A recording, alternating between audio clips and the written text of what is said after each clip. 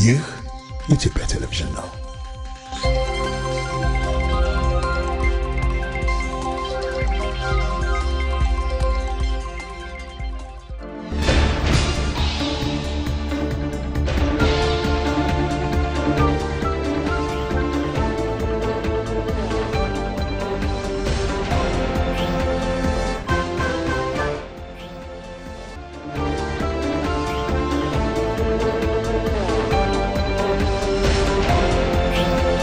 ጤና ይስጥልን ክቡራን ተመልካቾቻችን እንደምን ውላችኋል? 7 ሰዓት ሆኖ ከኢትዮጵያ ቴሌቪዥን በቀጥታ ስርጭት ወደ እናንተ የሚደርሰው የአራት ማዕዘን ዜናችን ጀምሯል። አብራችሁን እንድትቆዩ በአክብሮት እንጋብዛለን። ቀዳሚ የምናደርገው አርዕስተ ዜናዎች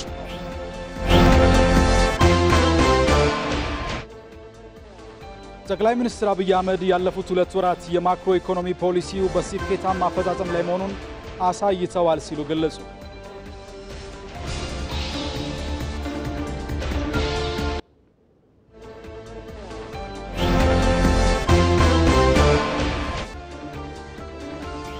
የኢትዮጵያ ብሮድካስቲንግ ኮርፖሬሽን በአፋር ክልል ሰመራ ከተማ የቴሌቪዥን ስቱዲዮ ሊገነባ መሆኑን ዋና ስራ አስፈጻሚው ጌትነት ታደሰ ተናገሩ።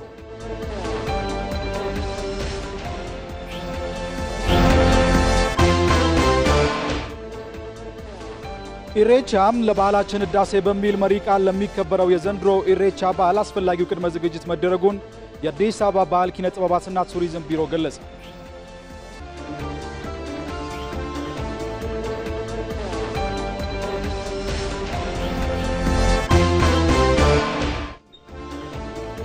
ነዋሪዎች የአካባቢያቸውን ሰላም በመጠበቅ ህዝባዊና ሃይማኖታዊ በዓላት በሰላም እንዲከበሩ ኃላፊነታቸውን እንዲወጡ ተጠየቀ።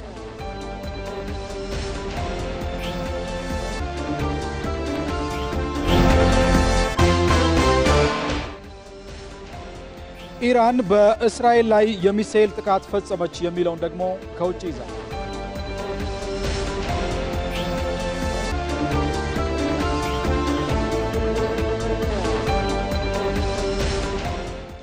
ከዜናዎቹ ጋር አሸናፊ እንዳለ አብራችሁ ቆይታ አደርጋለሁ። የዛሬው የአራት ማዕዘን ዜናችን በጥምረት ይመራል። ጅማ ከሚገኘው ስቱዲዮአችን ደግሞ ጀሚላ ጀማል ወደ በኋላ የምናገኛት ነው የሚሆነው። እንዲሁም ደግሞ በዛሬው የአራት ማዕዘን የዜና ወጃችን በርከት ያሉ ጉዳዮችን እንመለከታለን። ወደ ባህር ዳር ስቱዲዮአችን እንሻገርና ከባህር ዳር ስቱዲዮም እንዲሁም ደግሞ ከሐዋሳ ስቱዲዮም እንግዶችን እያስገባን በያዝናቸው ጉዳዮች ላይ ተጨማሪ ማብራሪያዎችን እንዲሰጡን እናደርጋለን። ወደ ባህር ዳር ሄደን በዋነኛነት የምንመለከተው የፍትህ ተቋማትን የተመለከተ መረጃ ነው የሚሆነው። ከዚህ ጉዳይ ጋር በተያያዘ ደግሞ በቀጥታ መስመራችን ላይ እንደምንመለከታቸው የአማራ ክልል ጠቅላይ ፍርድ ቤት ፕሬዝዳንት አቶ አለማንተ አግደዋሉ። እንዲሁም ደግሞ ወደ ሐዋሳ ስንሻገር ደግሞ የኢሬቻ በዓልን የተመለከተ ጉዳይ አንስተን ኢሬቻ በዓል አከባበርና እንዲሁም ደግሞ በረከቶቹ ላይ መረጃዎችን የምንጠይቃቸው ባለሙያ እንዲዋሉን አቶ ጀጎ ይባላሉ። ሁሉንም ወደ በኋላ የምናገኛቸው ነው የሚሆነው። ክቡራን ተመልካቾቻችን አብራችሁ እንድትቆዩ በአክብሮት እንጋብዛለን።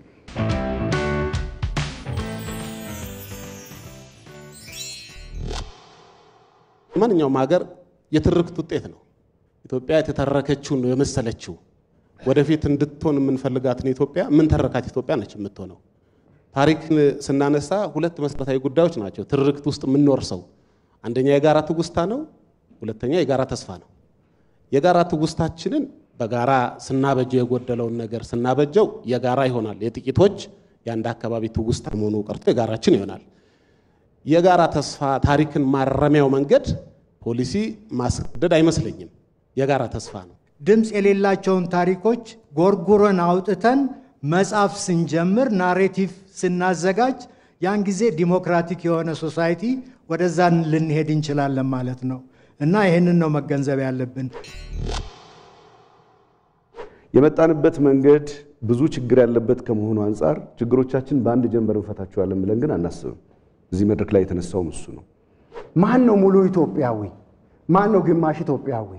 ማን ነው ኢትዮጵያ ውስጥ ሆኖ ኢትዮጵያ ያልሆነ ማን ነው? ከታሪክ የሚወሰደው ትርክት ይወሰዳል። ከእውነትም ጭምር ትርክት አንዳንድ ጊዜ ይወሰዳል። አለው የራሱ የሆነ ብዙ ትርክቶች አሉ።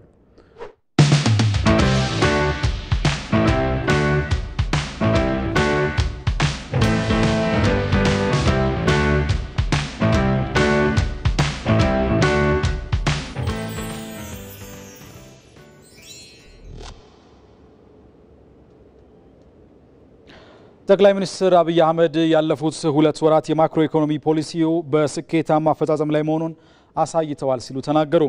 ጠቅላይ ሚኒስትር አብይ የማክሮ ኢኮኖሚ ኮሚቴ ዛሬ ጧት ተሰብስቦ የሀገር በቀል የኢኮኖሚ ማሻሻያ ፕሮግራም አካል የሆነውንና በቅርብ የተደረገውን የተሟላ የማክሮ ኢኮኖሚ ፖሊሲ ማሻሻያዎች አፈጻጸም ገምግሟል ሲሉ በማህበራዊ ትስስር ገጻቸው ላይ አስፍረዋል። ፖሊሲው ተፈጻሚ በሆነባቸው 2 ወራት የተረጋጋ የውጭ ምንዛሬ ከባቢን መመልከት ችለናል ብለዋል ጠቅላይ ሚኒስትሩ።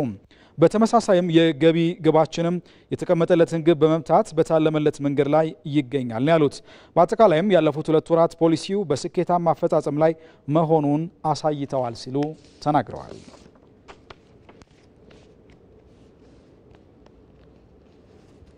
የፍትህ ተቋማት ለሀገረ መንግስት ግንባታ የሚያበረክቱትን ድርሻ የሚያግዝ የሪፎርም ትግበራ ላይ መሆናቸውን የፍትህ ሚኒስቴር አስታወቀም። ሪፎርሙ ተቋማቱ ነፃ፣ ገለልተኛና ተደራሽ በመሆን በቴክኖሎጂ የታገዘ ቀልጣፋ የፍትህ አገልግሎት እንዲሰጡ የሚያስችል ውጤት የተገኘበት ስለመሆኑም ተገልጿል። ራሄል ፍሬው ተጨማሪ አዘጋጅታለች።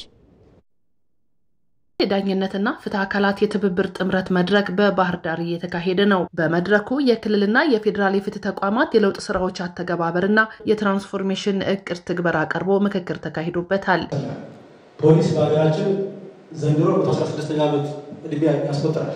በክልሉ የፍትህ ተቋማት መካከል የአማራ ክልል ፖሊስ ኮሚሽን የሪፎርም ትግበራ ተቋሙን ከችግሮቹ ለማሻገር ያለመና ውጤት የተገኘበት ስለመሆኑ የክልሉ ፖሊስ ኮሚሽን ምክትል ኮሚሽነርና የወንጀል ምርመራ ዘርፍ ኃላፊ ረዳት ኮሚሽነር ውበቱ አለ ይገልጻሉ። የሪፎርም ስራውን ጀምረናል። ምንድነው ሰው አንደኛ የሰው ኃይሉን ቁጥር ከፍ ማድረግ፣ የተሻለ ስልጠና እንዲያገኝ ማድረግ፣ በክሎት በአመለካከት በስነ ምግባር ዙሪያ የተሻለ የሰው ኃይል እንዲፈጠር ማድረግ ያስፈልጋል። ቴክኖሎጂውን በዛው ልክ የማስፋትና ከተለመደው አሰራር ወጣ ብለን በቴክኖሎጂ የታገዘ አሰራርን መከተል እንዳለብን እሱን አሰራር እየጀመርን ነው። የፍትህ ተቋማት ስራ ቅብብሎሽና የጋራ የሚበዛበት ስለሆነ እሱን መሰረት አድርገን የመረጃ ልውውጣችንም በተገቢው በቴክኖሎጂ የታገዘ በየትኛውም ቦታ በየትኛውም ጊዜ ሊገኝ የሚችል መረጃ ቋት እንዲኖር የማድረግ ስራ እየሰራን ነው። የለውጥ ስራን ከተከበሩት መካከል የፌዴራል ማረሚያ ቤቶች አንዱ ነው። በለውጥ ስራው እንደ ሀገር ተመሳሳይ የሆነ የማረምና የማነጽ ስርዓት እንዲገነባ ስለመደረጉ ኮሚሽነር ጀነራል የኑስ ሙሉ ይገልጻሉ። በለውጡም የከፋ የሰብአዊ መብት አያያዝን የመቀነስና የማስቆም ስራ ስለመሰራቱ አንስተዋል። በሀገር ደረጃ ወጥ የሆነ የማረምና ማነጽ ስራ እንዲሰራ ይህንን ለመስራት ታሳቢ አድርገናል። ይሄ እንግዲህ የጀመርነው ስራ ስለሆነ አንዱም ከሌሎችም የጸጥታ አካላትም ጋር በጋራ የምንሰራው ስራ አንዱ ትልቁ ችግር የነበረው ማረሚያ ቤቶች በፖሊስም ቅሬታ ይቀርብባቸዋል፣ በፍርድ ቤትም ቅሬታ ይቀርብባቸዋል። ይሄ በጋራ ባለመስራት የመጣ ስለነበረ ይሄን ችግር አውቀን አሁን ከፌዴራል ፖሊስ ጋር በጣም ጠንካራ ትስስር ፈጥረናል። ከክልሎችም ጋር ትስስር እየፈጠርን ነው። በኢፌዴሪ ፍትህ ሚኒስቴር የተቋም ግንባታና ሪፎርም ዘርፍ የሚኒስትር ዴኤታ አማካሪ የሆኑት አቶ አማኑኤል ታደሰ የፍትህ ተቋማት ለሀገረ መንግስት፣ ለዲሞክራሲ ግንባታ፣ ለህዝብ መብት መከበር በተጣለባቸው ኃላፊነት ልክ እንዲወጡ የሚያስችል የለውጥ ስራዎች ትግበራ እየተከናወነ መሆኑን ገልጸዋል። የ3 ዓመት የፍትህ ዘርፍ ትራንስፎርሜሽን ቅድ ፍኖተ ካርታ ግንቦት 2015 ላይ ከ2013 ጀምሮ እስከ 2018 የሚተገበር 10 መሰረታዊ አምዶችን የያዘ በ5 መሰረታዊ መርሆች ላይ የሚመሰረት የሀገረ መንግስት ግንባታ ሂደቱን ማጠናከር የሚያስችል ሁሉን አቀፍ ህብረተሰብን የሚያሳትፍ የህብረተሰብን ህዝብ ጥያቄ ማዕከል ያደረገ የተቋም ማሻሻያ ስራዎችን መስራት ይጠበቅባታል። ከዚህ አንፃር 10 መሰረታዊ አምዶችን መነሻ በማድረግ የማሻሻያ ለውጥ ያስፈልጋል በሚል የፍኖተ ካርታ ላውንች መድረክ ተችሏል። በተደረጉ ማሻሻያዎችም በዲሞክራሲ ግንባታ በህግና በተቋም ሪፎርም ሰፊ ለውጦች ስለመገኘታቸው ማክለዋል። ሀገራዊ ወጥ የሆነ የወንጀል የፍትሐ ብሔርና የአስተዳደር ፍትህ በአገር ደረጃ የተተገበረ ያለ በክልሎችም ያን ወጥ የሆነ ሀገራዊ ሪፖርት ማዘጋጀት ሀገራዊ ቅርጽ ያለው ሪፖርት ለማዘጋጀት ተችሏል። ይሄ እንደ አንድ አበይት ጠንካራ ጎን አድርጎ መውሰድ ይቻላል። ሌላኛው በመደበኛው የህግ ስርዓት የባህላዊ ዳኝነት ስርዓትን እውቅና ሰጥቶ መተግበር በጣም አስፈላጊ ይሆናል። ለዛ የህግ እውቅና እንዲሰጥ ለማስቻል ሁሉም ክልሎች ማለት ይቻላል ህጋዊ ማዕቀፍ አዘጋጅተው አጸድቀው ወደ ትግበራ ምዕራፍ ለማሻገር ጥረት እያደረጉ ይገኛሉ። የአስተዳደር ፍትህ ማስፈንን ጨምሮ የፍትህ ተቋማት ቅንጅታዊ አሰራርን ማጠናከር በፍትህ ተቋማት የሪፎርም ስራዎች ውስጥ ትኩረት የተሰጣቸው ጉዳዮች ስለመሆናቸው ተነስቷል። ለኢቲቪ ራሄል ፍሬው ባህር ዳር። በዚህ ጉዳይ ላይ ተጨማሪ ማብራሪያ ሊሰጡን የአማራ ክልል ጠቅላይ ፍርድ ቤት ፕሬዝዳንት አቶ አለማንተ አገደው ከባህር ዳር ስቱዲዮአችን በቀጥታ መስመራችን ላይ ነው የሚገኙት። ጤና ይስጥልን፣ እንደምን ውለዋል? እንግዲህ በአማራ ክልል የዳኝነትና የፍትህ አካላት ትብብር መድረክ የጥምረት ምስረታን ጨምሮ የተሞክሮ ልውውጥ የተካሄደበት መሆኑን ከዜናው ላይ ሰምተናል። እንደው ለቀጣይ ተግባራት ምን አስተዋጽኦ ይኖረዋል መድረኩ ከሚለው መነሻ አድርገን እንጀምር። ሰላም አሸናፊ፣ በጣም አመሰግናለሁ። እንደተገለጸው ከመስከረም 19 ጀምሮ እስከ 23 ለከታታይ 5 ቀናት የአማራ ክልል የዳኝነትና የፍትህ አካላት የምክክር መድረክ እየተካሄደ ነው የሚገኘው። በዚህ መድረክ ላይ ብዙ ጉዳዮች ተነስተው ውይይት እየተደረገ ይገኛል። የመጀመሪያ ያደረግነው አጠቃላይ እንደ ሀገር የተጀመሩ የሪፎርም ስራዎች ነበሩ። በሱ የሪፎርም ስራ የተገኙ ውጤቶችን በተለይ የፌዴራል ጠቅላይ ፍርድ ቤት፣ ፍትህ ሚኒስቴር፣ የፌዴራል ፖሊስ እና የፌዴራል ማረሚያ ቤት በለውጥ ያገኟቸውን ውጤቶች ለክልሎች በተለይም ለአማራ ክልል የፍትህ ተቋማት እንዲያጋሩ ተደርጓል። በእነዚህ የሪፎርም ስራዎች የተገኙ ውጤቶች በቂ ስላልነበሩ በአገር አቀፍ ደረጃ የፍትህ የትራንስፎርሜሽን እቅድ ወጥቶ ተግባራዊ እየተደረገ ይገኛል። በየደረጃው ባሉ ምክር ቤቶች ነው የሚመራው። ከዚህ አንጻርም የፌዴራል ተቋማት ምን አይነት ተሞክሮ አላቸው፣ በተለይ ደግሞ አማራጭ የፍትህ ስርዓቶችን አካሄዶችን ከመከተል አንጻር ከመደበኛው የፍትህ ስርዓት ውጭ ያሉ አማራጭ መንገዶች በተለይ የባህላዊ ፍርድ ቤቶችን ጨምሮ ብዙ አይነት ኢኒሼቲቮች አሉ። እሱንና ደግሞ የተገልጋይን እንግልት የሚቀንሱ በተለይ አገልግሎት አሰጣጥን ዲጂታላይዝ ከማድረግ አንጻር የተሰሩ ስራዎችን ተሞክሮ እንዲቀርብ ተደርጓል። በአማራ ክልል ብዙ የተጀመሩ ስራዎች አሉ።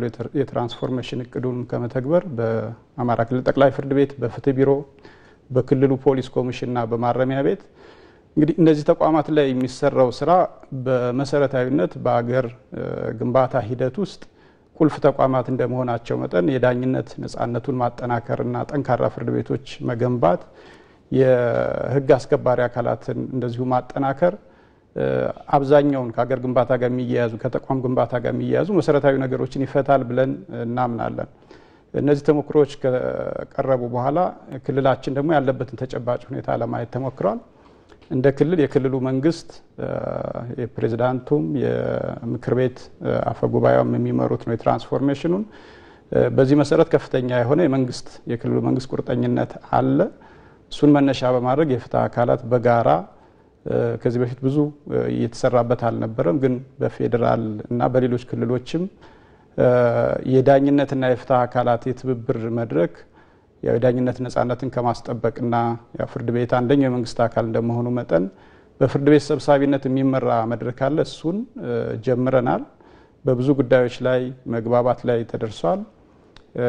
በቀጣይ በሚኖረን መድረክም በእያንዳንዱ ተቋም ላይ የሚያጋጥሙ ችግሮች በተለይ ከትብብር አንጻር ፍርድ ቤት ከፖሊስ ምን ይፈልጋል፣ ከአቃቢ ህግ ምን ይፈልጋል፣ ከማረሚያ ቤት ሌሎች ተቋማትን በተመሳሳይ ዛሬ ሙሉ ቀን ሲቀርብ ነበር። ችግሮች በግልጽ ወጥተዋል፣ የመፍትሄ ሀሳቦችም ተለይተዋል። እንግዲህ በቀጣይ በነገ ነው ማጠቃለያ የሚሆነው የመግባቢያ ስምምነት የሚፈረምበትና የግንኙነት አግባቦችም ተዘርግተው ስራው እየተገመገመ የሚመራበትን አግባብ ለመፍጠር ነውና ይሄ መድረክ በጣም ወሳኝ ነው ለክልሉ የፍትህ አገልግሎት አሰጣጥ። የፍትህ አገልግሎት ለሚጠይቀው ማህበረሰብ በጣም ትልቅ እርምጃ ተደርጎ ነው የሚወሰደው። የአማራ ክልል ጠቅላይ ፍርድ ቤት ፕሬዝዳንት አቶ አለማንተ አገደው ከባህር ዳር ስቱዲዮአችን በቀጥታ መስመር ተገኝተው ለሰጡ ማብራሪያ ከልብ እናመሰግናለን። መልካም ቀን ይሁንልዎት።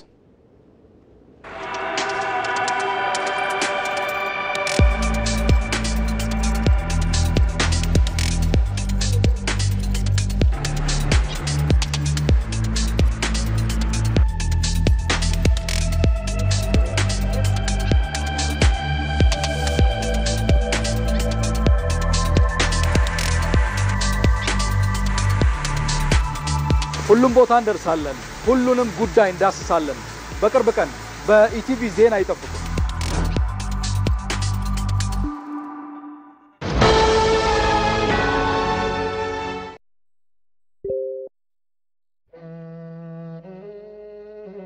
እማዬ እንዴት ነሽ? እንዴት ነው የበዓል ዝግጅት? እኔ መምጣት አልቻልኩም። ባይሆን የበዓል ወጪ ግን በኔ ነው። እሺ እናቴ። ለበግና ለዶሮ እንዲሁም ለአንዳንድ ነገር መግዣ የሚሆን ትንሽ ሳንቲም በኢትዮ ዳይሬክት ልኬላቸዋለሁ።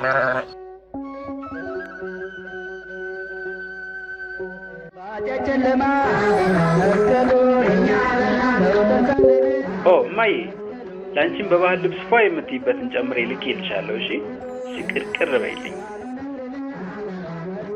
የኢትዮጵያ ንግድ ባንክ እንኳን ለብርሃነ መስቀሉ በሰላም አደረሳችሁ እያለ በውጭ ሀገራት ከሚገኙ ወዳጅ ዘመዶቹ የሚላክሉትን ገንዘብ በኢትዮ ዳይሬክት በቀጥታ ወደ ሲቢ ብር ወይም ወደ ባንክ ሂሳቦ እያስላኩና ሸመታውን በሲቢ ብር ፕላስ እያቀላጠፉ አዲሱን ዓመት እንዲቀበሉ በአክብሮት ይጋብዛል። በኢትዮ ዳይሬክት $5 ጀምሮ ማስላክ የሚችሉ ሲሆን ከነሐሴ 22 2016 እስከ መስከረም 30 2017 ዓ.ም በተለያዩ የውጭ ዋላ አስተላላፊ ድርጅቶች በኩል የሚላክሉትን በቅርንጫፎቻችን ሲቀበሉና ሲመነዝሩ ደግሞ በሞባይል ካርድ ስጦታ ይንበሻል። መልካም በዓል ይሁንልዎ። የኢትዮጵያ ንግድ ባንክ ሁሌም የሚተማመኑበት ባንክ።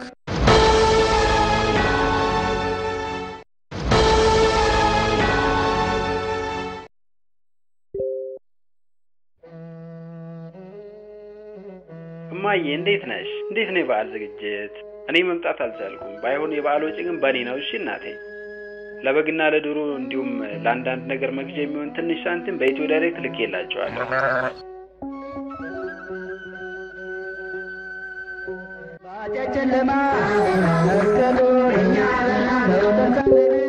ማይ ላንቺም በባህል ልብስ ፏ የምትይበትን ጨምሬ ልኬልሻለሁ። እሺ ሽቅርቅር በይልኝ። የኢትዮጵያ ንግድ ባንክ እንኳን ለብርሃነ መስቀሉ በሰላም አደረሳችሁ እያለ በውጭ ሀገራት ከሚገኙ ወዳጅ ዘመዶቹ የሚላክሉትን ገንዘብ በኢትዮ ዳይሬክት በቀጥታ ወደ ሲቢ ብር ወይም ወደ ባንክ ሂሳቦ እያስላኩና ሸመታውን በሲቢ ብር ፕላስ እያቀላጠፉ አዲሱን ዓመት እንዲቀበሉ በአክብሮት ይጋብዛል። በኢትዮ ዳይሬክት $5 ጀምሮ ማስላክ የሚችሉ ሲሆን ከነሐሴ 22 2016 እስከ መስከረም 30 2017 ዓ.ም በተለያዩ የውጭ ዋላ አስተላላፊ ድርጅቶች በኩል የሚላክሉትን በቅርንጫፎቻችን ሲቀበሉና ሲመነዝሩ ደግሞ በሞባይል ካርድ ስጦታ ይንበሻል። መልካም በዓል ይሁንልዎ። የኢትዮጵያ ንግድ ባንክ ሁሌም የሚተማመኑበት ባንክ። ከኢትዮጵያ ቴሌቪዥን በቀጥታ ስርጭት ወደ እናንተ እየደረሰ የሚገኘው የአራት ማዕዘን ዜናችን እንደቀጠለ ነው። ክቡራን ተመልካቾቻችን ከዚህ ከዋናው ስቱዲዮ ወደ እናንተ እየደረሰ የሚገኘውን ዜናችንን ገታ አድርገን ወደ ጅማ እንሻገር። ጅማ የሚገኘው ስቱዲዮአችን ደግሞ የምትገኘው ባልደረባዬ ጀሚላ ጀማል ነች። ጤና ይስጥልን ጀሚላ፣ እንደምን ውለሻል? ዜናዎችን ማድረስ መቀጠል ትችላለሽ።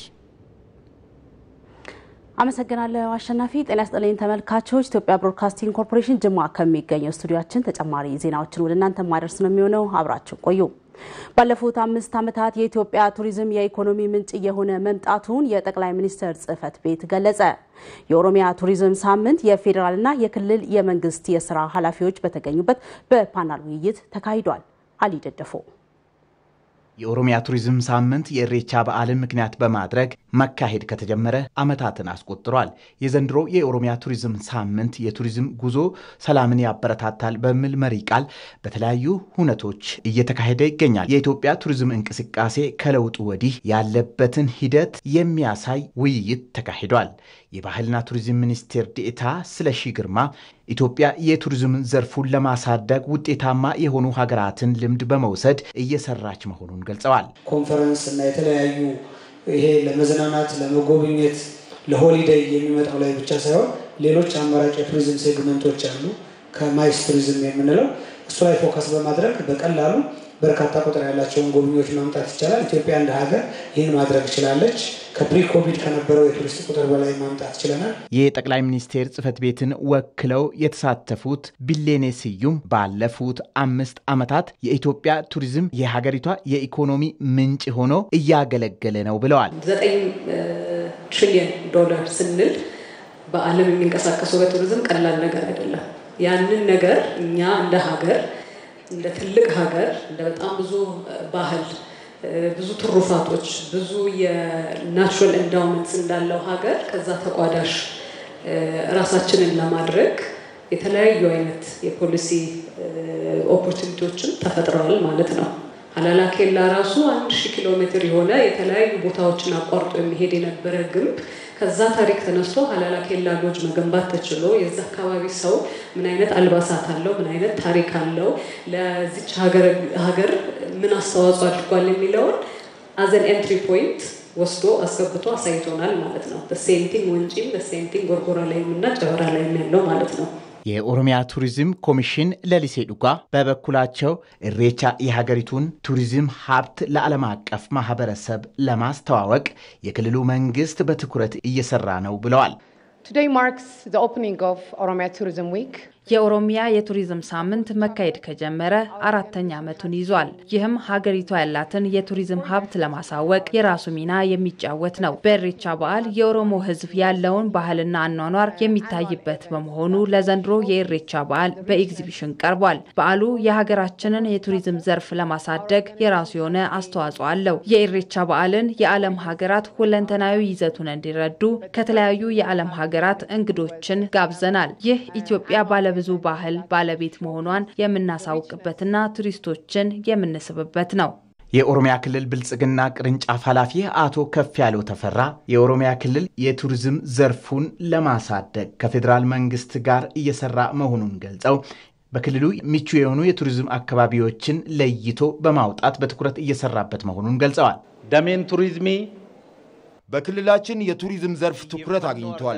እንደ ዋነኛ የኢኮኖሚ ዘርፍ ለማሳደግም እየሰራን እንገኛለን። የኦሮሚያ ክልላዊ መንግስት በክልሉ ከ20 በላይ የቱሪስት መዳረሻዎችን ለይቶ ከፌደራል መንግስት ጋር በትኩረት እየሰራ ነው የሚገኘው። በስካይላይት ሆቴል እየተካሄደ ያለው የኦሮሚያ ቱሪዝም ኤክስፖ ለ5 ቀናት እንደሚቆይ ተገልጸዋል።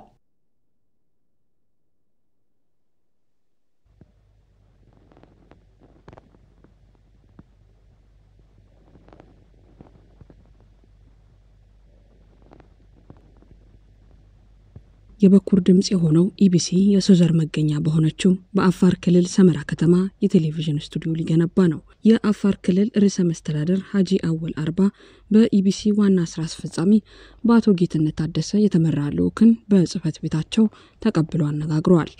ኢቢሲ የሶዘር መገኛ በሆነችው አፋር ሉሲ ስቱዲዮ በመክፈት የአፋርን ባህል፣ ታሪክ፣ እሴትና እምቅ የተፈጥሮ ሀብት ለማስተዋወቅ እንደሚሰራም ነው የተቋሙ ዋና ስራ አስፈጻሚ አቶ ጌትነት ታደሰ በውይይቱ ወቅት የገለጹት። ኢቢሲ በሀገር ውስጥና በውጭ ቋንቋዎች ዘርፎች የጀመራቸውን የሪፎርም ስራዎችን አጠናክሮ በመቀጠል በሁሉም ክልሎች ተደራሽ ለመሆን በየክልሉ ስቱዲዮ እየከፈተ እንደሚገኝም አቶ ጌትነት አንስተዋል። ቢያንስ 5 ክልሎች ላይ 5 ቦታ ላይ የቴሌቪዥን ስቱዲዮዎች እና ሬዲዮ ስቱዲዮዎች እንዲኖሩ አቅደን ይዘን እየሰራን ያለነው በአንድ ጊዜ ስለማይቻል ማለት ነው። አቅም ከፈቀደ አሁን በያዝነው አካሄድ በዚህ አመት ሁሉንም ምንደርስ ይመስለኛል። ክልሎች ላይ የምናገኘው ገዛም ከናንተ የምናገኘው ገዛም በጣም ትልቅ ስለሆነ እሱን በሚገባ ማስተባበር ከቻለን አሁን አት ታይም በ3 ወር ውስጥ ብቻ ከ3 ወር ባነሰ ጊዜ ውስጥ 3 ቦታ ላይ 3 ስቱዲዮችን ሰራን። እንደው ዝም ብሎ የግንባታ የመገንባት ነገር ብቻ ሳይሆን የይዘት ምንጭ እንዲሆን ከማድረግ ሐሳብ የመነጨ ነው። ጎን ለጎን የምናደርገው ምንድነው አቅማችን ያጠናከረን ስንሄድ ሎካል ኢንሰርሽን ይባላል። ሎካል ኢንሰርሽን ማለት በዛው በክልሉ በአካባቢው ቋንቋ አፋርኛ ከሆነ በአፋርኛ መናገር ብቻ ሳይሆን የአፋርኛ ኮንቴንት እዚሁ መስራት ማለት ነው። የአፋር ክልል ርዕሰ መስተዳድር ሀጂ አወል አርባ በበኩላቸው ኢቢሲ ብዝሃነትን የሚያስተናግድ የኢትዮጵያን የበኩር ድምጽ መሆኑን አንስተው ሚዲያው ተደራሽነትን በማስፋት በሰመራ ከተማ በሰው ኃይልና በዘመናዊ ቴክኖሎጂ የተደራጀ ስቱዲዮ ለመክፈት የሰነቀው ራዕይ ሀገራዊ ፋይዳው የጎላ ነው ብለዋል። ራሱን የቻለ ቻናል በአፋር ደረጃ ተከፍቶ ማታሰቡ ራሱ ትልቅ ነገር ነው። እንዴት በጋራ ከሰራን ደግሞ እንደ አፋርም እንደ ኢቢሲ እንደ አንዲትም መጫወት ከቻለ እርግጠኛ ነኝ የተለያየ ነገር ማምጣት እንችላለን። የተለያየ ነገር የተለያየ ለውጥ ማሳየት እንችላለን። ዋናው ነገር በትብብር በቅንጅት መሰራት የሚገባቸው ስራዎች በትብብር በቅንጅት መስራት ነው እንደ አንዲትም ማለት ነው። ለዚህ ያው ሁላችንም እንደ አንድ የመንግስት አካል ኃላፊነት አለብን። ህዝቡ ከኛ የሚጠብቀው ነገር አለ። ምክንያቱም አጠቃላይ መረጃን የማግኘት መብት አለው። እኛም ደግሞ የመዳረስ መብት አለን። ያንን በተወጣለት መልኩ ደግሞ መስራት የሚቻለው ደግሞ እንደ አንድ ቲም ሲሆን በእርግጠኝነት በጋራ ከሰራን ብዙ መስራት ይቻላል። አንዱ እየተደጋገፍን ካሄድን ማለት ነው። የኢትዮጵያ ብሮድካስቲንግ ኮርፖሬሽን ኢቢሲ ወደ ይዘት ብሎ ለጀመረው የሪፎርም ስራ የአፋር ክልል መንግስት አስፈላጊውን ድጋፍ እንደሚያደርግም ርዕሰ መስተዳድሩ አረጋግጠዋል። የኢትዮጵያ ብሮድካስቲንግ ኮርፖሬሽን በአፋር ሰመራ የሚገነባው ኢቢሲ ሉሲ ስቱዲዮ ለሚዲያው ተጨማሪ የይዘት ምንጭ እንደሚሆን ይጠበቃል።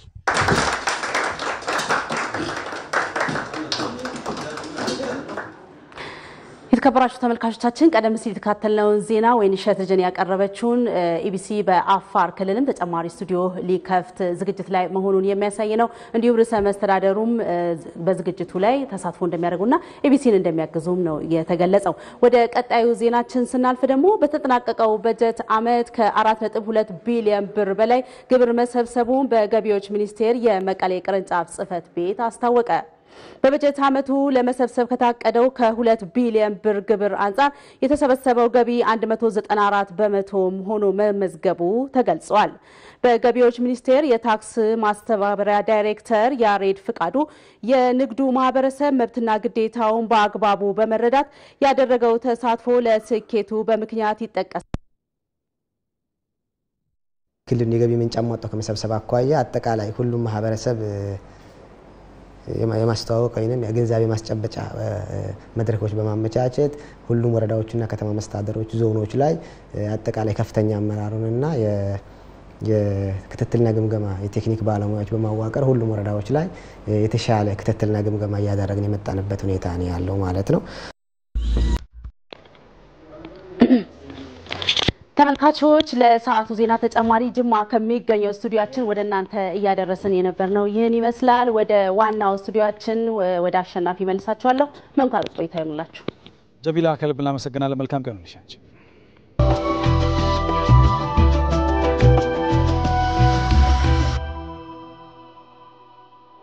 ኪነ ጥበብ ባይኖር ኖሮ ህይወታችን እንዴት አሰልቺ ይሆን ነበር። ልጆኝ እኮ ነው ማቀሽ ሲሉኝ እኔ ልጆኝ መጀመሪያን ስለማውቅ እንጂ የጀመርኩት በዛ እድሜ ነው። እጅግ ታላቅ ሴት እንግዳችን ሆና ትመጣለች። ጀምሮ ማቆም አልወድም፣ አለመጨረስ አላቅም። ምንም ነገር አያግደኝም፣ ጽናት አለኝ። መልካም መዓዛ ከብሔራዊ ቲያትር በሚወጣበት ዘመን ያልተለመደ ነገር ተጋፍቶ ነቆ ምንድነው ምክንያቱም ማናዘጋጅበት ምክንያት ማለት የምታበራ አንዲት ወጣት እንቁ ነበረች። የዛሬ አበቦች የነገ ፍሬዎች እያልን እንላለን እንጂ ምን አርገን ነው ይሄን ማለት የምንችለው የሚለው ነገር ጥያቄ አይምሮ ውስጥ ገባ።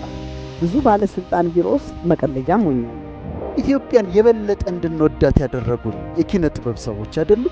እየኳሏት፣ እያሳምሯት፣ እያሽሞነሞኗት መድረክ ባየ ቁጥር እንባዬ ይመጣል። የሀገር ጉዳይ በተነሳ ቁጥር ቤቴ ውስጥ እንቅልፍ አጣል።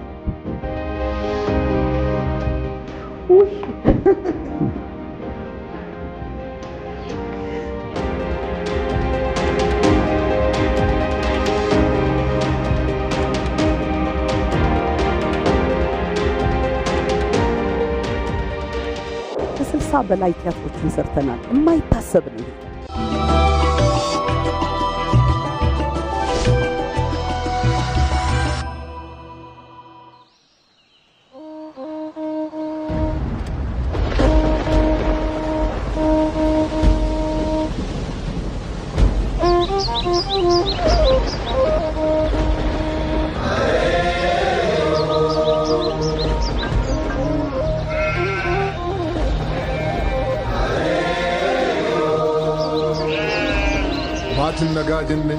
waatin nagaa jenne warri nagaa jenne biyyi nagaa jenne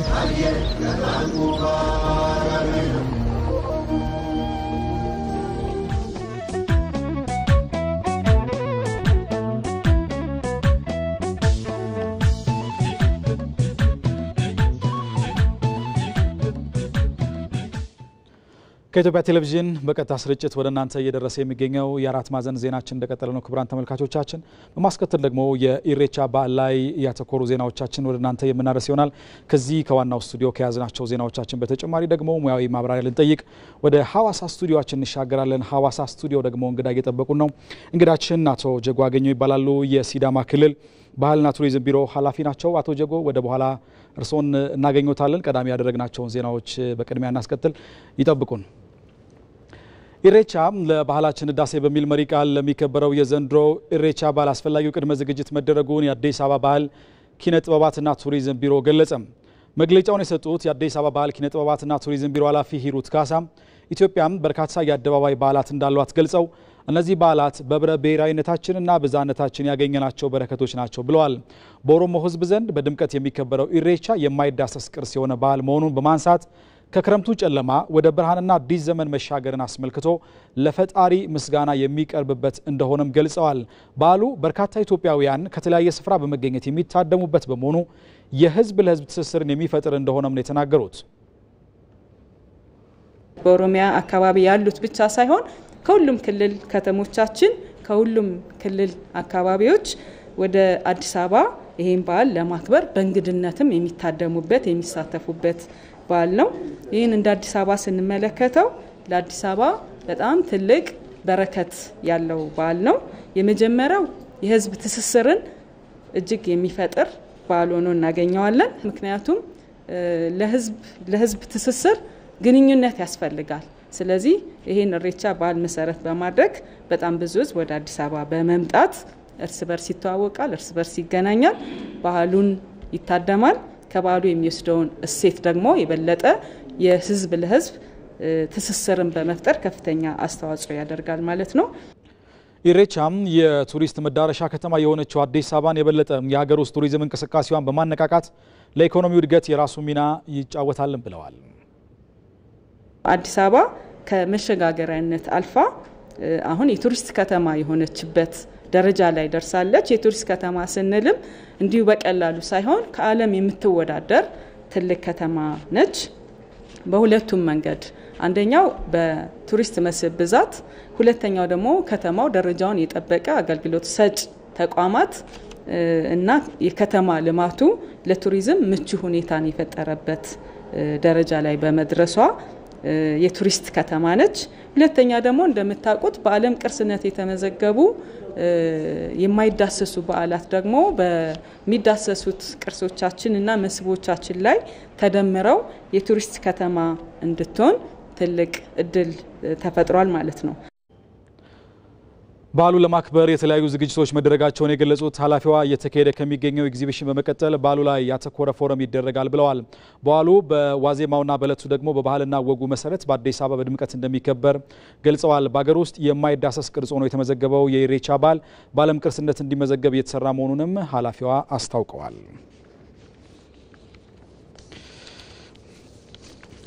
እንቀጥላለን። ክቡራን ተመልካቾቻችን የኢሬቻ ዜናዎቻችን አሁንም የሚቀጥሉ ነው የሚሆነው። እንግዲህ በዓላት ሲመጡ ደግሞ በተለይ የሰላም አከባበሩ ትልቁን ሚና ይወስዳል። ነዋሪዎች የአካባቢያቸውን ሰላም በመጠበቅ ህዝባዊና ሃይማኖታዊ በዓላት በሰላም እንዲከበሩም እንዲሁ ጥሪዎች እየቀረቡ ነው። የአዲስ አበባ ከተማ ሰላምና ጸጥታ አስተዳደር ደግሞ ከ11 ሺህ በላይ በጎ ፈቃደኛ የሰላም ሰራዊቶችን አስመርቋል። ይህን ጉዳይ ደግሞ የተመለከተው ተስፋዬ ለሜሳ ነው። በአዲስ አበባ ከተማ የሚከበሩ ህዝባዊና ሃይማኖታዊ በዓላት በሰላም እንዲጠናቀቁ ለማስቻል ህብረተሰቡን ያሳተፈ ስራዎችን እየሰራ እንደሚገኝ የከተማው ሰላምና ጸጥታ አስተዳደር ቢሮ አስታውቋል። በዚህ መሰረትም የፊታችን ቅዳሜ የሚከበረውን የኢሬቻና ሌሎች ህዝባዊና ሃይማኖታዊ በዓላት በሰላም እንዲከበሩ ከጸጥታ አካላት ጋር በመተባበር የሚጠብቁ የሰላም ሰራዊት ተመርቀዋል።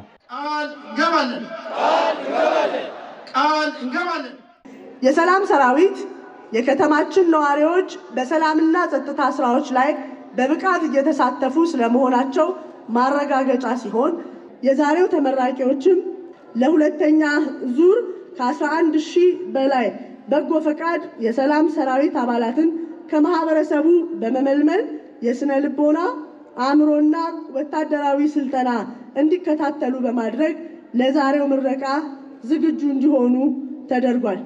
ተመራቂ በጎ ፈቃደኛ የሰላም ሰራዊት አባላት ለጸጥታ አካላት ፈጣን የመረጃ ምንጭ በመሆን ለከተማዋ ሰላም ዘብ እንዲቆሙ ጥሪ ቀርቧል። የጸጥታ ኃይሉ ከመቼውም ጊዜ በላይ ዝግጅት አድርጎ የዕለት ስራውን እየሰራ ነው።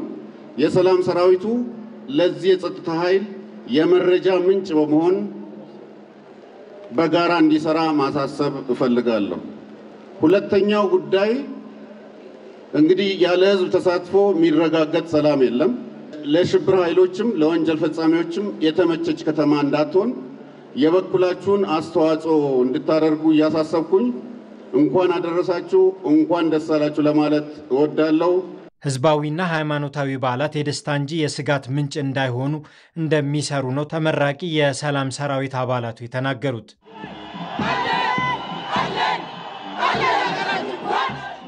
የሰላም ሰራዊት ማለት ህይወት ነው። ለምን ቢባል ሰላም ከሌለ ሁሉም የለም። እድገትን ማረጋገጥ የሚቻለው ሰላም ሲቀድም ነው። ስለዚህ ለሰላም ይሄው እንደምታየኝ 24 ሰዓት በተጠራሁበት የምችለውን ለዚች ሀገር ብዙ ብከፍል መምህር ነኝ። ለዚች ሀገር መክፈል የምችለውን ነገር ብከፍል ደስ ይለኛል። በሀገር ፍቅር ስላለን ነው። ወተን በፀሐይም በዝናብም እንጠብቀው ለሀገር ፍቅር ነው። ስለዚህ አንድነታችን ፍቅራችን ደግሞ እስከመጨረሻው ይቆያል። ሀገራችንም ሰላም ትሆናለች። ያው ደከመኝ ሰለቸኝ ሳልል ያው ሰራል። ሁላችንም አንድ ሆነን ከፖሊሶቻችን ጎን ሆነን ስራችን እንሰራለን ማለት ነው። ኢሬቻ ኢትዮጵያውያን የባህል ትውውቅ በማድረግ ሀገራዊ አንድነትን የሚያጠናክሩበት በዓል መሆኑን በስልጤ ዞን የተለያዩ የማህበረሰብ ክፍሎች ተናገሩ። የነዋሪዎቹን አስተያየቶች ሪፖርተራችን አስረሳ ወገሼ ከስፍራው ልኮልናል፣ እንደሚከተለው ይቀርባል። ስለ ኢሬቻ ብቻ ሳይሆን የኦሮሞን ማንነት፣ የኦሮሞን ታሪክ፣ የኦሮሞ አባቶች የሰሩትን ትልቅ ገድል አውቀን እኛ እንመጣለን። እኛ ደግሞ ስለ ራሳችን ባህል እኛ ማንነን፣ ስልጤ ማን ነው፣ የስልጤ ባህል ደግሞ ምንድነው የሚለውን ነገር አሳውቀን እንመጣለን ማለት ነው። ሶ ይሄ ማህበረሰብን ከማቀራረብ ባለፈ ባህላዊ መተዋወቅንም ጭምር ይፈጥራል ማለት ነው። የሁሉም ማህበረሰብ ነው በሚባል ደረጃ በጋራ የሚከበርና አንድነትን የሚያጠናክር የህዝብ ለህዝብ ትስስር ስራ የሚሰራበትና ያው እንደ ስልጤ ዞንም የበዓሉ ተሳታፊ ነን። ከዚህ በፊትም አሁንም ባለው ያው የበዓሉ ተሳታፊ ነን። የኦሮሞን በዓል ለማክበር እኛ ስንሄድ የስልጤን በዓል ለማክበር እነሱ ሲመጡ ህዝብ ለህዝብ መገናኘት፣ መተዋወቅ፣ በዓል ማስተዋወቅ ፋይዳ አላቸው። ፋይዳቸው በጣም የጎላ ነው። እነዚህ የተለያዩ ብሔር ብሔረሰቦች አንድ ላይ ሆነው በዓላቸውን በሚያከብሩ ጊዜ አንደኛው ማህበረሰብ የሌላኛውን ካልቸር ያለባበስ ሊሆን ይችላል፣ ያመጋገብ ሊሆን ይችላል፣ ሌሎችም ጭምር ሼር ያደርጋሉ፣ ይጋራሉ፣ እርስ በርስ ይቀያየራሉ ወይ ይለዋወጣሉ ማለት ነው። ስንሰማቸው የነበረውን ጥርጣሬዎችን ስንሰማቸው ወይም ደግሞ አእምሮአችን ላይ የተሰሩ በተናፖችን ለማስወገድና ለዛ ማህበረሰብ ያለንን ትልቅ ቦታ በትክክል እንድናገኘው ያደርጉናል ማለት ነው። የጋራ የሚያደርግ ባህሪ ያለው ከመሆኑ መነሻ በዓሉ በራሱ የጋራ እሳቤ፣ የጋራ ሀሳብ፣ የጋራ ልማት፣ የጋራ ትስስር፣ የጋራ ኢኮኖሚ፣ የጋራ ሀብትችን ሀገር ለማሳደግ በሚደረገው ጥረት ላይ የጋራ አንድነትን የምንይዝበት እሳቤ ያለው ነው ብዬ አስባለሁና ትልቅ ቦታ የሚሰጠው በዓል ነው ብዬ ነው ማስበው። በዚህ ጉዳይ ላይ ተጨማሪ መረጃ ሊሰጡን የሲዳማ ክልል ባህልና ቱሪዝም ቢሮ ኃላፊ አቶ ጀጎ አገኘው ከሐዋሳ ስቱዲዮ በቀጥታ መስመራችን ላይ ይገኛሉ። ጤና ይስጥልን አቶ ጀጎ። እንግዲህ ከዜናዎቹም ላይ ለመከታተል ሞክረናል። የኢሬቻ በዓል የተለያዩ ብሔር ብሔረሰቦች በጋራ በአደባባይ ያከበሩት የሚገኝ በዓል መሆኑን እናውቃለን። በተለያዩ ጊዜያትም እኛም ተመልክተናል። እንደው በዓሉ በተለይ ለመቀራረብና አብሮነት ያለው ፋይዳ እንዴት የሚገለጽ ነው? እንዴት ያዩታል? ይህንን እስቲ ቀዳሚ ጥያቄ እናድርግ። አመሰግናለሁ። በቅድሚያ የተከበረውን የኦሮሞ ሕዝብና መላ ኢትዮጵያውያን ለ2017 ኢሬቻ በዓል በሰላም አደረሳችሁ ማለት ፈልጋለሁ። እንደሚታወቀው ሀገራችን ኢትዮጵያ የብዝሃ ባህል፣ ቋንቋ፣ ማንነት፣ ታሪክ ያላት ሀገር ነች። ሁሉም ብሔር ብሔረሰቦች የራሳቸው ባህላዊ እሴቶችና ታሪኮች አሏቸው። ኢሬቻም ከነዛ መካከል የሚጠቀስ በኦሮሞ ሕዝብ ዘንድ እጅጉን የሚከበር የምስጋና፣ የመተሳሰብ፣ የሰላም ባህላዊ እሴት እንደሆነ ይታወቃል። እነዚህ ደግሞ በአደባባዮች የሚከበሩ የህዝብ ክብረ በዓላት ናቸው። ለመቀራረብና ማህበራዊ መስተጋብርን ለማጠናከር የህዝቦችን አንድነት ለማጠናከር ሀገሪቷ የተያዘችውን የሰላምና የብልጽግናም ጉዞ ለማሳካት ትልቅ ፋይዳ ያላቸው መሆኑ እሙን ነው። በተለይም አንዱ የሌላውን ሄዶ ሲያከብር አንደኛ የባህል ልውውጥ ትውውቅ ይፈጠራል፣ መቀራረቦች ይኖራሉ። ምክንያቱም በኢሬቻም ውስጥ ያለው እሴት የአንድነት፣ የፍቅር የወንድማማችነት የጋራ እሴቶችን የሚሰብክ ክብረ በዓል እንደመሆኑ መጠን ፋይዳው ትልቅ ነው። ለምሳሌ ብሔር ብሔረሰቦች ከኛ ብንወስድ ለምሳሌ የኦሮሞ ህዝብ የሲዳማን ክብረ በዓል ያከብራል። ሲዳማም ሄዶ እዛ የሚያከብር ከሆነ በሁለቱም ህዝቦች መካከል መቀራረብን የሚፈጥር ነው። በሌሎችም ወንድም ህዝቦች መካከል እንዲሁ የሚታይ ነውና በተለይም በህዝቡ ዘንድ መቀራረብን ከማምጣት አኳያ ባህላዊ ሀብቶቻችንም በአንድ አደባባዮች በአንድ ማዕቀፍ ውስጥ በአደባባዮች እንዲታዩ ከማድረግ አኳያ ፋይዳው እጅግ የጎላ ነው ብዬ ነው የሚወስደውና ትልቅ ፋይዳ አለው። አሁን እንግዲህ ማህበራዊ ፋይዳውን አነሳን እንጂ እንደዚህ አይነት እሴቶቻችን ለቱሪዝም ምንጭ መሆን የሚችሉ ናቸውና ለምንጭነታቸው ደግሞ ቀደም ብለን እኛም በዜናዎቻችን ላይ እንደተመለከትነው በተለይ ሰላም መሰረታዊ ነገር ነውና እንደዚህ አይነት ባህሎች እንደዚህ አይነት እሴቶች ለቱሪዝም ምንጭ እንዲሆኑ ምን መደረግ አለበት? ሀገር ከነሱ እንድትጠቀም ምን ያስፈልጋል የሚለውን ደግሞ ያንሱልን። የቱሪዝም ምንጭ ከመሆን አኳያ በዓሉ ያለው በውስጡ የያዛቸው እሴቶች አሉት። የሰላም እሴት አለ፣ የፍቅር የአብሮነት የአንድነት እሴቶች አሉ። ይሄ ራሱ ለቱሪዝም የሚጋብዝ መሆኑ እሙን ነው። ለምሳሌ እነዚህ ክብረ በዓላት ሲከበሩ በውስጣቸው የተለያዩ ፓኬጆች አሏቸው። የአለባበስ፣ የአጋጌጥ፣ የአመጋገብ ስርዓት፣ ባህላዊ ውዝዋዜ፣ ኪነ ጥበቦችን በጋራ የምናገኝባቸውና በጋራ ማየት የምንችልባቸው መድረኮች ናቸው። ከዛ አኳያ ስናይ እንደ ፌስቲቫልም ይታያል ማለት ነው። ከባህላዊ እሴትነቱና መገለጫዎችም አልፎ እንደ ፌስቲቫል ልናያቸው እንችላለን። ይሄን በአግባቡ መስራት ከቻልን በአግባቡ ማስተዋወቅ ከቻልን በውስጡ ለምሳሌ አለባበስ በራሱ እንደ አንድ መስህብ ልንጠቀምባቸው እንችላለን።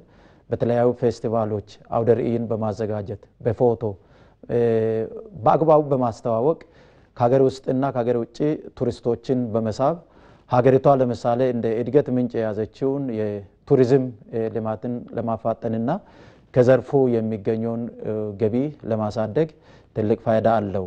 ለምሳሌ ከቱሪዝም አኳያ ከወሰድን ትልልቅ እንደ ካርኒቫሎች አድርገን መስራት ከቻል የቱሪስት መዳረሻ ሊሆኑ ይችላሉና በየደረጃው ያሉ የዚህ ኃላፊነት ያለባቸው ተቋማት ይሄን መስራት ከቻሉ ማስተዋወቅ ከቻሉ ከሀገራችን አልፎ ከሀገር ውጭም ቱሪስቶችን የመሳብ ከዘርፉ የሚገኘውን ገቢ የማሳደግ እንዲሁም ደግሞ ለሀገሪቷ ገጽታ ግንባታም ትልቅ አስተዋጽኦ ያለው እንደመሆኑ መጠን ኢሬቻንን ጨምሮ ሌሎች የብዙዎችን ድርሻ የሚፈልግ ነው። የብዙዎችን ርብርብ ይፈልጋል። አንድ መንግስት ብቻውን ሊሰራው የሚችል ነገር አይደለም። የብዙዎችን ርብርብ የሚፈልግ ነው። ካለን ሰዓት አንጻር እዚህ ላይ ብቻ ልንሰናበቱት ነው። የሲዳማ ክልል ባህልና ቱሪዝም ቢሮ ኃላፊ አቶ ጀጎ አገኘው ለሰጡን ሙያዊ ማብራሪያ ከልብ ነው የምናመሰግነው። መልካም ቀን ይሁንልዎት። እንቀጥላለን። ክቡራን ተመልካቾቻችን የኢሬቻ ባህላዊ እሴቶች በኢትዮጵያ የአካባቢ ጥበቃ ግንዛቤንና ዘላቂነትን ለማሳደግ ቁልፍ ሚና ይጫወታሉ ሲል የአካባቢ ጥበቃ ባለስልጣን ገልጿል። ይህ ባህላዊ እሴት ተጠብቆ ለመጪው ትውልድ ሊተላለፍ እንደሚገባም ተነግሯል። ይህን ጉዳይ የተመለከተችው ደግሞ ፍሬው ትረታ ነች።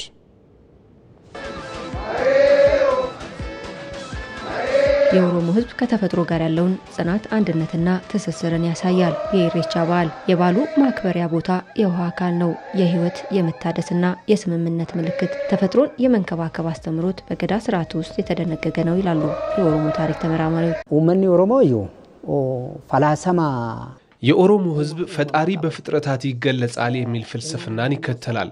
በአካባቢው የሚገኙ ተፈጥሮዎችን እንዴት እንደሚንከባከብና እንደሚጠብቅ በገዳ ስርዓት ውስጥ ተሰንዷል። ይህ የሚያሳየው ኦሮሞ ፈጣሪ በምድር ላይ የፈጠራቸውን ፍጥረታት ይንከባከባል ማለት ነው።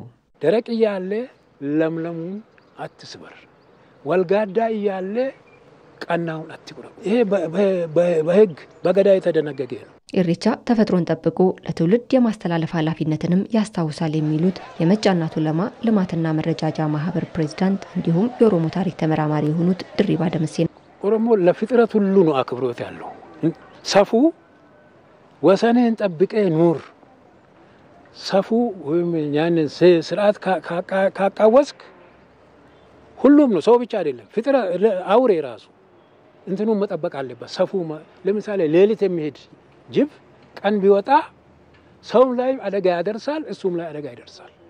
ሰውም ደግሞ ሌሊት የጅቡ መውጫ መንገድ ላይ መሄድ የለበትም። ሰፉ ይህን ጠብቅ ይላል ኦሮሞ። ዓለም ራሱ ሰው ብቻ ሳይሆን ተፈጥሮ ተቻችሎ ነው መኖር ያለበት። አንዱ ሰፉ ከሰበረ የሰበረው ብቻ አይደለም ያልሰበረውንም ይጎዳል።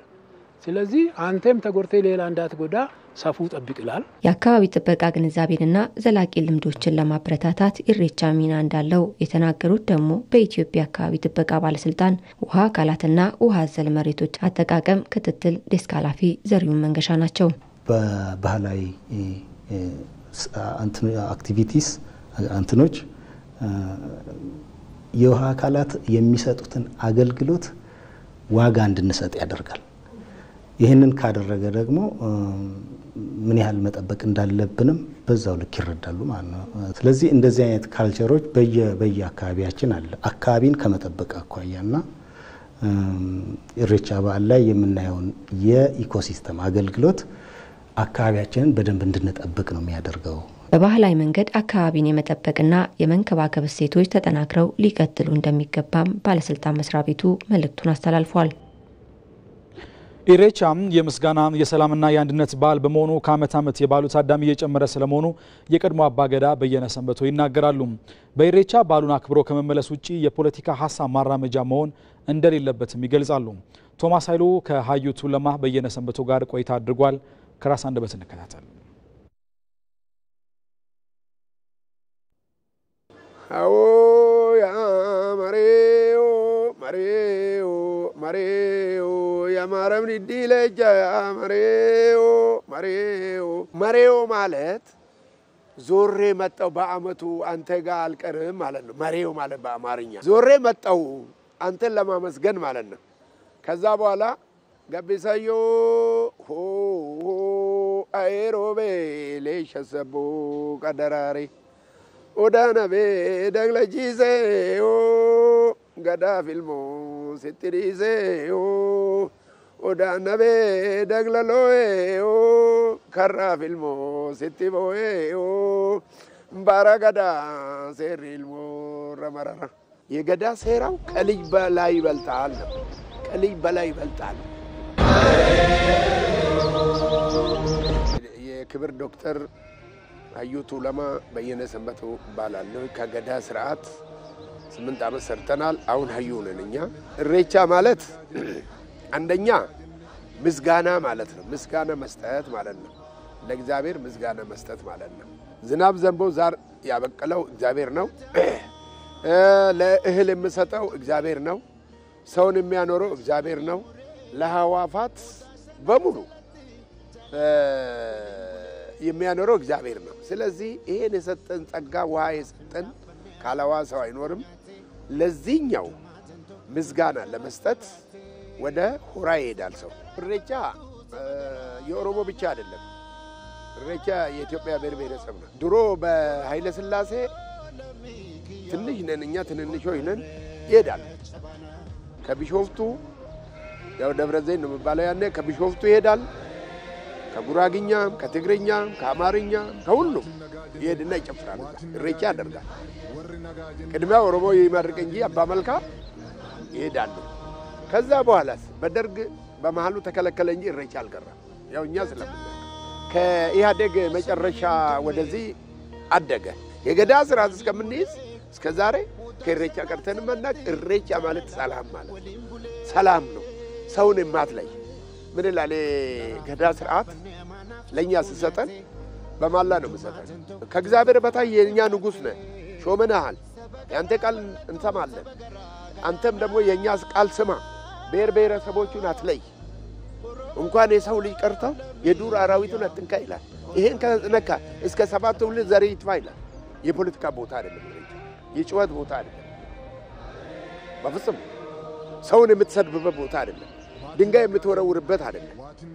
እግዚአብሔር ሆይ ለዛሬ ዓመት ያደረስከን አንተ ነህ ብለው እግዚአብሔርን መለመን ነው። ልጅ ያጣ ልጅ እንዲያገኝ እግዚአብሔር ነው የሚሰጠው። ውሃ አይደለም ጉዳዩ፣ እግዚአብሔር ነው የሚሰጠው። ንብረት ያጣ ንብረት ሀብት እንዲያገኝ፣ ጤና ያጣ ጤና እንዲያገኝ፣ የታመመው አልጋ ላይ የተኛው ለመጪ ዓመት እንዲደርስ የታሰረው ተፈቶ ሰላም እንዲሆን ይሄ ነው የምመኘው እንጂ ሌላ ነገር በሁሉ ይዞ የሚሄደው ቤቱ ለምን አይቀርም? ይሄን ይዞ የሚሄደው ሰውዬ ለምን ቤቱ አይቀርም? ምን ያደርጋለታል? የምለው ለኢትዮጵያና ለኦሮሞ ህዝቦች ኢሬቻ ለሚያከብሩት እንኳን ለ2017 የኢሬቻ በዓል አደረሳችሁ። በኢሬቻ የምስጋና በዓል እንደየዕድሜ ክልሉ የተለያዩ ክዋኔዎች ይቀርባሉ። በክዋኔዎቹ በስፋት ተስፋን፣ ደስታንና ሌሎችም ሀሳቦችን የያዙ መልእክቶች ይተላለፋሉ። በዚህ ጉዳይ ላይ ሪፖርተራችን አምራይት ብርሃኑ የቢሾፍቱ ወጣቶችንና የገዳው ስርዓት አባቶችን አነጋግራ ተከታዩን ዘገባ አዘጋጅታለች።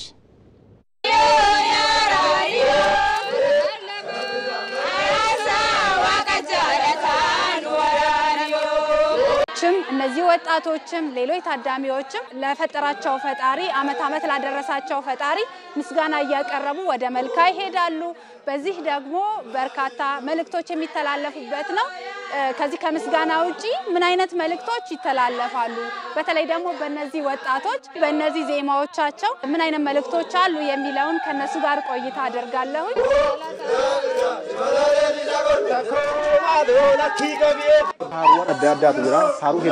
በኢሬቻ ዕለት የተለያዩ ጭፈራዎች የምንጨፍራቸው አሉ።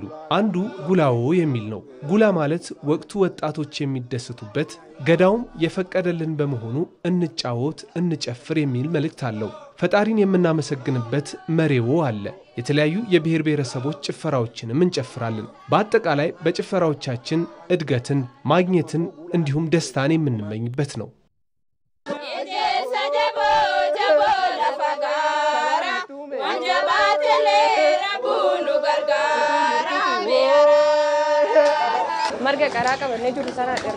በኢሬቻ ዕለት ወደ መልካ በመሄድ ፈጣሪ እንዲታረቀን ከጓደኞቼ ጋር አራሪዮ እያልን እንለምናለን። ከክረምቱ ወደ ብራ ያሸጋገርከን ተመስገን፣ ቀጣዩ ዓመት የደስታ እንዲሆንልን ለምነን እንደ ኤቦላላና ሌሎች የብሔር ብሔረሰቦችን የሙገሳና ለዓመቱ እንድንደርስ የሚገልጹ ጭፈራዎችን እየጨፈርን እንመለሳለን።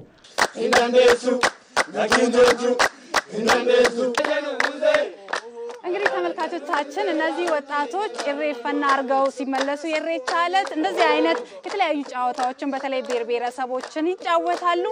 እንግዲህ አባገዳዎችና ሀደ ሲንቄዎችስ በዚህ በኢሬቻ ዕለት ምን አይነት ዜማዎችን ያዜማሉ? በግጥሞቻቸው ምን አይነት መልእክቶችን ያስተላልፋሉ የሚለውን ወደ አባ ሙዳቄ ሄደን ደግሞ አባ ሙዳንና ሀደ ሙዳን እንጠይቃለን። አብራችሁን ቆዩ።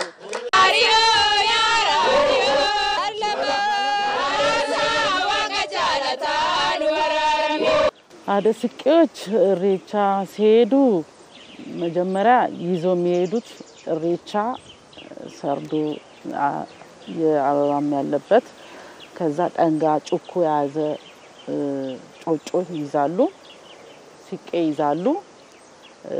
ሲሄዱ ምን ይላሉ? አራሪዮ ያራሪዮ መካ ዱፍኔ ኑታራረሚ እስካሁን ላበቃህን ላደረስከን ምስጋና ይባላል። አገሩን ሰላም አርግልን፣ አገሩን ጥጋብ አርግልን፣ የዘራነውን ደርሶ ታጭዶ ምን በላ አድርግልን፣ ለሀገራችን ሰላም አውርድልን፣ ፍቅር ስጠን፣ ህብረተሰቡ ሰላም ይሁን፣ ብሔር ብሔረሰቡ ሰላም እንዲሆንልን አድርግልን ተብሎ ነው እየተዘፈነ የሚካሄደው። ከዛ በኋላ ተጫሳ ብሎ በሰላም ደግሞ በደስታ ለዛሬ ዓመት አብቃን የተባለ እየተዘፈነ የሚካሄደው።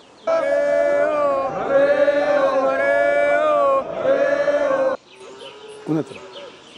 ኢሬቻ እንደኛ ባለመሳቦት ስምምነት፣ ልማት፣ አንድነት ሁሉን ነገር ያቀፈ ነው። መንገዱ ስንጀምር አበባውንም ኢሬቻውንም በአንድ እቅፍ ይሄ ቦኮን በቀኝ እጅ አለንጋም ደምረን ማሬዮ ብለን ነው የምንነሳው። ገቢሰዮ ሮቤ ገዳን ገቢነሆ ሮቤ ሀሮ ድንብሊክሴ ሀሮን ገርበገቴ ይህ ምርቃት ነው። ስለዘነበልን ውሃ ጥማት የለብንም። ያበቀለልን እህል መስከረም ወራት አዘረዘረ። አዎ ያዘረዘረውን አዝመራችንን ፍሬ አድርግበት፣ ገበያችንም ጥጋብ አድርገው፣ ዘመኑንም የሰላም አድርገው ብሎ በማሬው ውስጥ በጸሎት ውስጥ ሰው ይነጋገራል። እየተነጋገረ የሚሄድበት ትልቅ ስርዓት ነው።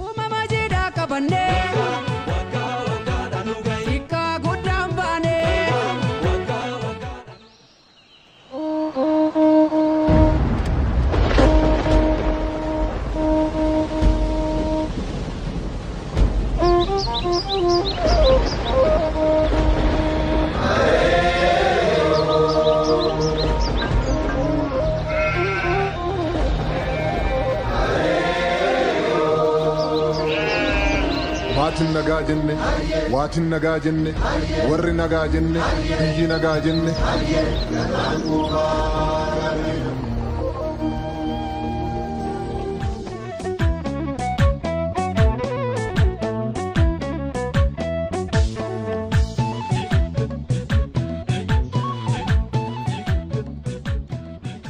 ተመልካቾች የአራት ማዕዘን ዜናችን ቀጥሏል። አሁን ደግሞ ወደ ሌሎች ዜናዎቻችን አልፈናል። የህዝብን ተጠቃሚነት ለማረጋገጥ ከምሁራን ጋር በቅርበት እየሰራ መሆኑን የስልጤ ዞን አስተዳደር ገለጸ። የስልጤ ዞን አስተዳደር ከወራቤ ዩኒቨርሲቲ ጋር በመተባበር ያዘጋጁት የስልጤ ምሁራን የውይይት መድረክ በወራቤ ከተማ ተካሂዷል። አስረሳ ወገሼ ተጨማሪ አለው። ለአንድ ሀገር ሁለንተናዊ ለውጥ ምሁራን አይነተኛ ድርሻ አላቸው። በተለይ በክህሎት የዳበረ ተወዳዳሪ ማህበረሰብን መፍጠር ያለ ምሁራን ተሳትፎ ሊሳካ አይችልም። የስልጤ ዞን አስተዳደርና የወራቤ ዩኒቨርሲቲም ምሁራን ለማህበረሰብ ለውጥ በሚል የተለያዩ የውይይት ሐሳቦች የቀረቡበት የምሁራን መድረክ አካሂደዋል። የሥራ ፈጠራና የሐሳብ የበላይነት ዓለምን በሚመራበት ወቅት ተቀራርቦ መነጋገር የግድ ስለመሆኑም በተሳታፊዎች ተጠቁመዋል። እያንዳንዱ ነገር በእውቀት የተደገፈ መሆን አለበት። በክህሎት የተደገፈ መሆን አለበት። ሁሉም እንደ ግል ነው በየዘርፉ የሚሰራው።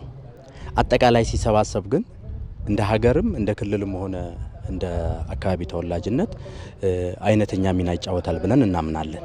ኢትዮጵያ በብዙ ተቋሞቿ እልፍ ምሁራን አሏት የሚሉት የውይይቱ ተሳታፊዎች የአይነቱ መቀራረብ ኢትዮጵያውያን በትናንትና በነገ እጣ ፋንታቸው ላይ የጋራ ረዳድ የሚፈጥሩበት ነው ይላሉ። ኤሊት የምንለውን ክፍል እንደዚህ አሰባስቦ በጋራ መወያየት በአንድ በኩል የአገሪቷን ሰላም በማስጠበቅ ትልቅ ድርሻ አላቸው።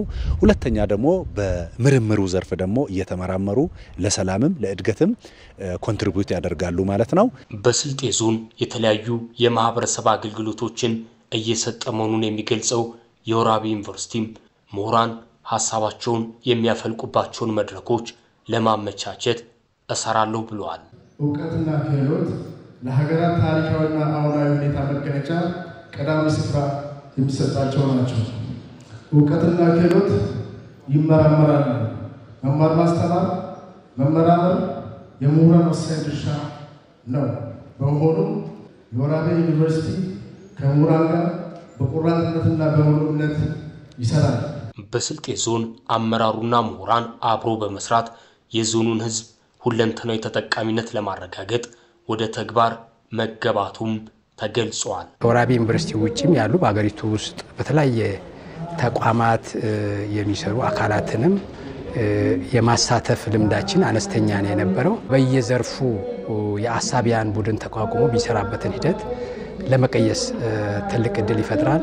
እነዚህን አካላት አሳትፈን የምንሄድ ከሆነ የተረጋጋ የልማት እንቅስቃሴ እንዲኖርን በዚህ ስራ ላይ ደግሞ ሲሳተፉ የባለቤትነት ስሜት ስለሚኖራቸው የመንግስት አጋዥ ሆኖ መውጣት የሚችሉበትና ህብረተሰቡን በሐሳብ በማታገል ለውጥ ለማምጣት ትልቅ እድል ይሆነናል ብለን እናምናለን። በዞኑ የምሁራንን አቅም ለመጠቀምም የስልጤ ምሁራን ማህበር ተመስርቶ ወደ ስራ ገብቷል። የውጭ ዜና